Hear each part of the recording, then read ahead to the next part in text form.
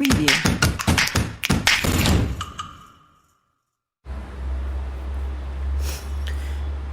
Hey guys, welcome back to our channel Faction Olympiads. In this video, we are going to discuss a question from Laws of Motion Pathfinder.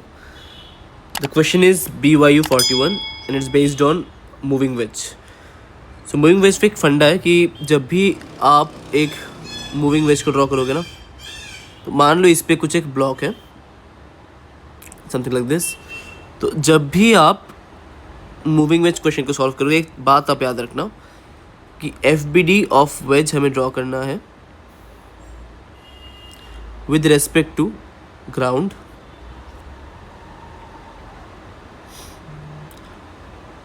और FBD of block हमें draw करना है with respect two ways. ठीक है, बस आप ये चीज़ याद रखना. वेज का जो FBD है वो ग्राउंड से होगा और ब्लॉक का जो FBD है वो वेज के फ्रेम से होगा. अब देखते इस क्वेश्चन में बोला क्या गया है. इस क्वेश्चन में बताया गया है एक मास है जो कैपिटल M, जिसका वैल्यू है 3 kg. मान लो ऐसा कुछ मास दिया है, इसका वैल्यू M दिया है. स्लैंट फेस का जो एंगल है दैट इज थीटा, मैं वैल्यूज बाद में डाल दूंगा. A block of mass small m is released on the slant face. Correct, ये स्मॉल m है. क्वेश्चन पे ये गिवन है कि ये जो पोर्शन है ना दैट इज फ्रिक्शनलेस, इस पे कुछ फ्रिक्शन नहीं है. करेक्ट, और नीचे जो सरफेस है इसमें फ्रिक्शन है mu that is equal to 1/3. अब पूछा गया है कि इसका जो नॉर्मल डायरेक्शन हो ना, इन दोनों के बीच में जो नॉर्मल डायरेक्शन होगा वो नॉर्मल डायरेक्शन का वैल्यू कितना होगा. मान लो इसको n और इसको n से n1 n1. करेक्ट, और m के ऊपर n2 n2 मान लेते हैं. ठीक है, अब क्योंकि वेज के ऊपर एक राइट डायरेक्शन पे n1 लग रहा है, तो इसके लिए वेज का एक एक्सेलरेशन आएगा इस तरफ दैट इज AW. करेक्ट, तो पहले ना हम लोग वेज का फ्री बॉडी ड्रॉ करते हैं. तो first is FBD of ways. तो वेज का अगर मैं FBD देखूँ तो वेज के ऊपर फोर्सेस है कुल मिला के 3, एक्चुअली 4 क्योंकि फ्रिक्शन भी है ना. तो n1 यहाँ पे इस तरफ लगेगा. तो n1 का जो कंपोनेंट है इस तरफ that is going to be n1 sine theta,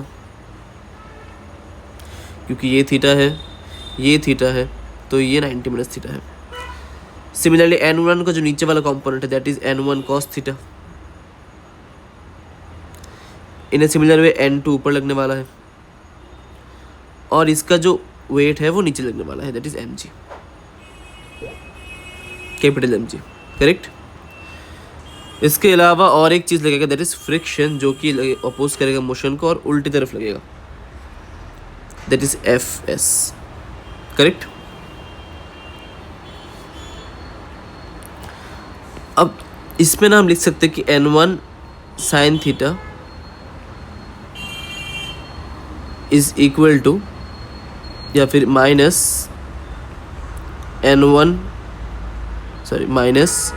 Fs is equal to m into a. अब आप सोचो, क्योंकि ये सिस्टम मूव करने वाला है, हम लोग चेक कर लेंगे मूव कर रहा है कि नहीं कर रहा है. क्योंकि अगर n1 साइन थीटा का वैल्यू ज़्यादा आ गया लिमिटिंग से, मतलब मूव करेगा. तो आफ्टर सॉल्विंग अगर मेरा यहाँ पे n1 साइन थीटा का वैल्यू आ गया है Fs से ज़्यादा, मतलब ये सिस्टम मूव कर जाएगा. तो मैं बाद में वो चेक कर लूँगा. बट अगर मूव कर रहा है, मैं भी मान रहा हूँ कि ये सिस्टम मूव कर रहा है, अगर मूव करने वाला है तो Fs की जगह पे यहाँ पे होगा Fk. ठीक है, तो ये हो गया Fk, ये भी हो गया Fk. करेक्ट, तो n1 sine theta minus Fk क्या होगा that is mu times of n2 is equal to MAW. ये हो गया फर्स्ट इक्वेशन. करेक्ट, अभी सेकेंड इक्वेशन पे आते हैं. सेकेंड इक्वेशन मतलब वाई डायरेक्शन पे बैलेंस करते हैं फोर्स. तो n2 बन जाएगा mg plus n1 cos theta. ये हो गया आपका सेकेंड इक्वेशन. करेक्ट, अब आते हैं हम FBD ऑफ ब्लॉक पे.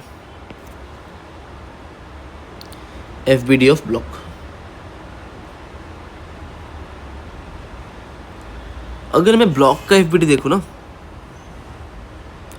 मान लो ब्लॉक कुछ ऐसे है, मास एम, इस पे ना क्या क्या फोर्सेस देख लो आप। ऊपर की तरफ एक N1 है, इस तरफ एक mg cos थीटा है,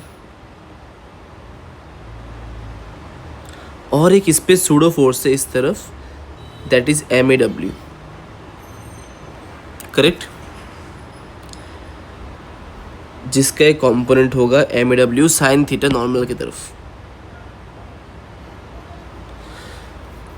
तो क्योंकि वेज के रिस्पेक्ट में ये ब्लॉक डेफिनेटली नॉर्मली नहीं मूव कर रहा, क्योंकि वेज को अगर मैं रोक दूँ ना तो ये ब्लॉक बस along the ways he move कर सकता है। आप सोचो ना, अगर वेज रुका हुआ है तो ये बस इस डायरेक्शन पे मूव कर सकता है ना, ये ऊपर नीचे मूव तो नहीं कर सकता अगर वेज रुका है तो नॉर्मल डायरेक्शन पे तो फोर्स बैलेंस होगा वेज के रेस्पेक्ट में। तो एक इक्वेशन बन जाएगा यहाँ पे N1 plus MAW sine theta is equal to mg cos theta. ये हो गया आपका थर्ड इक्वेशन, करेक्ट।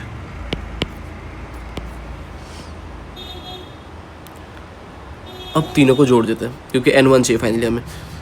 इक्वेशन 3 है, वेरिएबल भी 3 है, N1 N2 MAW, मतलब AW बेसिकली। चलिए यहाँ से मैं क्या लिख सकता देखते हैं।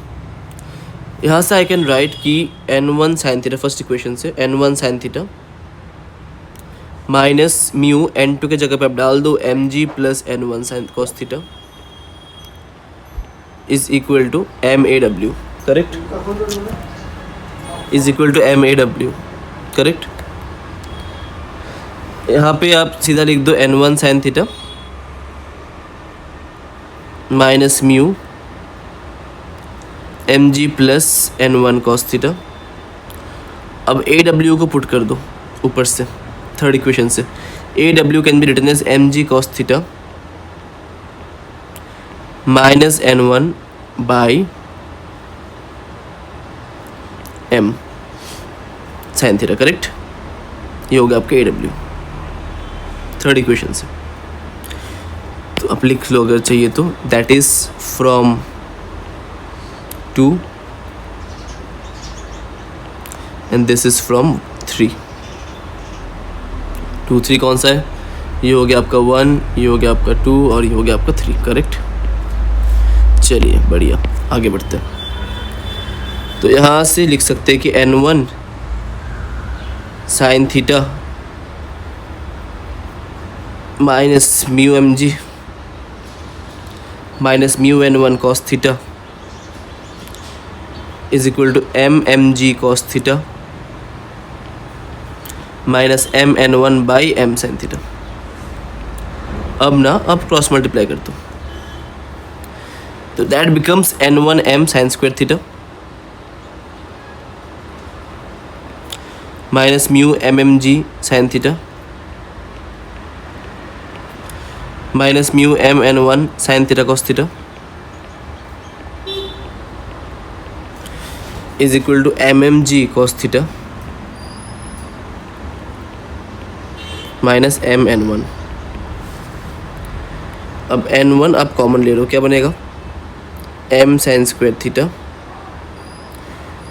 Minus mu m sine theta cos theta plus capital M is equal to mmg cos theta plus mu mmg sine theta, correct. यहाँ से N1 का आंसर निकल के आएगा, mg कॉमन चला जाएगा यहाँ पे। एक सेकंड देख लो, कुछ कैलकुलेशन मिस्टेक नहीं हुआ है ना पक्का। न्यू mmg साइन थीटा है, यहाँ पे एक m मिस किया मैंने, हाँ क्योंकि डायमेंशनल मैच नहीं हो रहा था। तो mmg आप कॉमन ले लो, यहाँ बनेगा बस simply cos theta plus mu sine theta और नीचे बन जाएगा m साइन थीटा कॉमन ले लो तो sign theta minus mu cos theta plus m, correct. ये हो जाएगा आपका फाइनल आंसर। अब इस पे ना भैया वैल्यूज पुट कर देते, एक बार देख लेते कि इसका आंसर पॉजिटिव आ रहा है ना पक्का, वरना वैलिड नहीं होगा केस। तो कैपिटल एम का जो वैल्यू है that is given as 3 kg, small M का वैल्यू इज़ 5 kg। तो चलिए पुट करते हैं 3 times of 5 times of 10। Sine theta is 0.6, तो कॉस थीटा हो जाएगा आपका 0.8, करेक्ट। कि साइन थीटा अगर 0.6 है दैट इज़ 3/5, करेक्ट। 6/10 मतलब 3/5। Cos theta is 4/5। बढ़िया, तो पुट करते हैं 3/5 मतलब एंगल 37 डिग्री था, सॉरी 4/5 प्लस म्यू का वैल्यू क्वेश्चन में क्या दिया है 1/3 टाइम्स ऑफ 3/5। एम का स्मॉल एम का वैल्यू दिया था क्वेश्चन में 5। Sine theta is again 3/5, sine theta is 3/5 minus 1/3 times of 4/5 plus capital M which is 3 which is 3, correct. 3 and 3 cancels out, तो ऊपर बनेगा कितना 4/5 प्लस 1/5 मतलब 1, तो ऊपर बन जाएगा 3 टाइम्स ऑफ 5 टाइम्स ऑफ 10। नीचे क्या बनेगा देखते हैं, 5 और 5 cancels out, 3 times of 3/5 minus 4/15 plus 3 और 3 कैंसल्स आउट, तो ऊपर रहेगा 50 बाई नीचे 15 आ जाएगा, ऊपर रहेगा 5 प्लस 1, करेक्ट। कैलकुलेशन अब ढंग से देख लो। 5 and 3 कैंसल्स आउट, तो ये बन जाएगा 50/4/3। तो n1 यहाँ से comes out to be 150/4 that is 75/2। Hence n1 का वैल्यू पॉजिटिव आ रहा है, मतलब सेटिस्फाई तो कर रहा है, सिस्टम मूव करेगा। 37.5 इज द आंसर। तो कोई भी वेज बेस्ड क्वेश्चन हो ना, मूविंग वेज क्वेश्चन हो, तो आपको ये चीज़ ढंग से याद रखना है कि वेज का फ्री बॉडी होगा ग्राउंड के फ्रेम में, और ऊपर जो ब्लॉक है उसका फ्री बॉडी होगा आपका वेज के फ्रेम में। तो आपको ये कॉन्सेप्ट याद रखना। और जैसे आप ऊपर वाले ब्लॉक का फ्री बॉडी ड्रॉ करोगे ना, तो आपको ध्यान से उस पर सूडो फोर्स भी ऐड करना ज़रूरी है, ठीक है। तो ये पोर्शन आप याद रखना, ठीक है। तो लेट मी नो आपके पाथफाइंडर में कौन से क्वेश्चन पे डाउट है। I pick that up in the next video. Stay tuned to the channel, क्योंकि मैं हर वेंसडे, फ्राइडे और संडे एग्जैक्टली 10:30 आता हूँ नए एक क्वेश्चन के साथ, नए एक कॉन्सेप्ट के साथ। तो आई होप आपको काफ़ी कुछ नया सीखने को मिल रहा होगा। चलिए मिलते हैं अगले वीडियो पे।